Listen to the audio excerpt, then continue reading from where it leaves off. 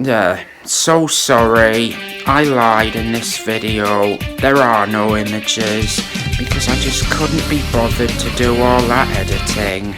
I will indeed be telling you everything I think I know about fencing.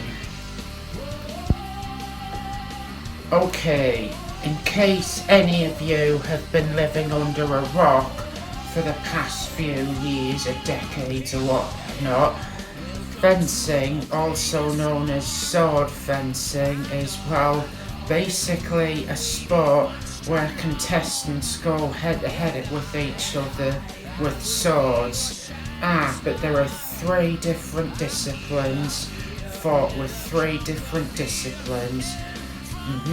But there are things I need to talk about before I explain to you what all of that is. What we fencers, well, fence on is a strip of a platform. Is it a platform? Called a piste, which is 14 metres long and 2 metres wide. In the middle you can see on guard lines, warning lines, rail lines. If you step behind the rail line, your opponent is rewarded a point. Yeah, so, oh yeah, and there are instructions, hand gestures, what the referee does. On guard, prêt, allez. Basically, are you ready? Get ready, fence. Yeah, or the referee could just say, get ready, fence. Yeah, you've already seen what the piece looks like. And now, priority. It's very complicated to explain, but it's very important. It applies to foil and sabre. I'm getting ahead of myself, but basically it's always granted to the fencer who's always attacking over whoever is counter-attacking. Originally I wanted to show you actual footage from YouTube, but I'm worried I'll get a copyright strike. Anyway, it's like this. See, you pretend my hands are the fencers. This guy's attacking me. Now I'm attacking this guy first. I've extended my arm out. He hits me. Even though we've hit at the same time, I have priority. Or if I do this, he's touched me and then I've hit him, I get priority because I'm the one who parried and riposted last. Understand? That's priority. And now the foil. As you can see, what the target areas are of foil, and you must, the target areas of foil. Understand? I already mentioned the priority rules, and it's a thrust and weapon only. Hitting with the side of the blade doesn't count. All fencing weapons are wired electronically to make it easier to indicate who hit who first. And the scoring system is referred to as a box. Yeah, it buzzes. Now I highly recommend you turn it off whenever you want to unplug. Yeah, because if you don't, especially if it's programmed for foil or sabre, it goes buzz, buzz, buzz. Very annoying it is. No. No, there aren't going to be any images. There are no images. I lied. I thought you'd like seeing me. But link will be in the description of this blame video. Yeah, sorry about that. Just, you like seeing me on screen, don't you? It's a lot easier. And the sabre. Yeah, the sabre is the only weapon where you can hit your opponent with the side of the blade, as well as the tip. We call that a cut or a slash. But just like foil, it's a weapon of convention. And I already explained what that is, but bigger target area, everything from the waist and the wrists up. Yeah, and I think they say in Sabre you've also got to make sure you move forward and you're not allowed to cross your feet going forwards because you'll get a yellow card for that. I'll explain that later.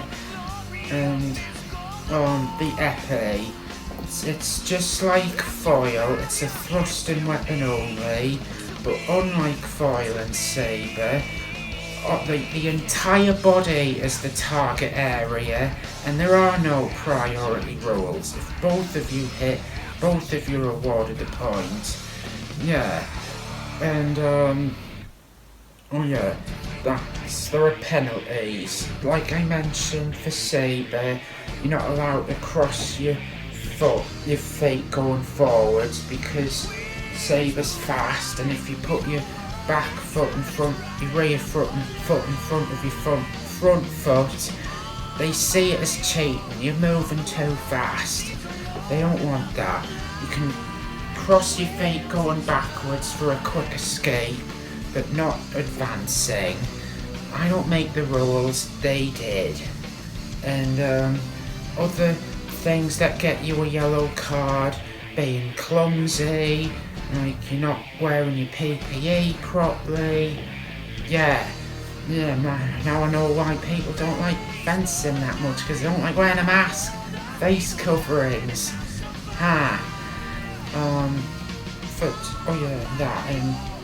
Your hair covering your target area, that's not acceptable.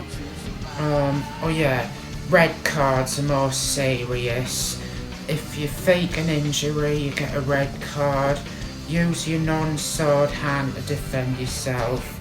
And if you've bypassed getting your weapon stamped from weapon control, that's not allowed. And your opponent gets a point if they get a red card. And just like football, 2 yellow cards equals 1 red card. But what's unique to fencing is the black card. Cheating, very bad behaviour, throwing a tantrum like you're losing, you toss your mask off the floor, instant black card. Just like football, sorry. 3 yellow cards, black card. That basically, if you just misbehave, and depending on how bad your bad behaviour is, you can be banned from fencing for 3 months. That's very extreme. And I think it's 90 days. Yeah, equipment. You need a mask, jacket, plastron, breeches, socks. Yeah, girls need a chest protector more than guys. Even if you're a guy, I highly recommend you get a chest protector for guys, because no sharp blows to the chest are very painful.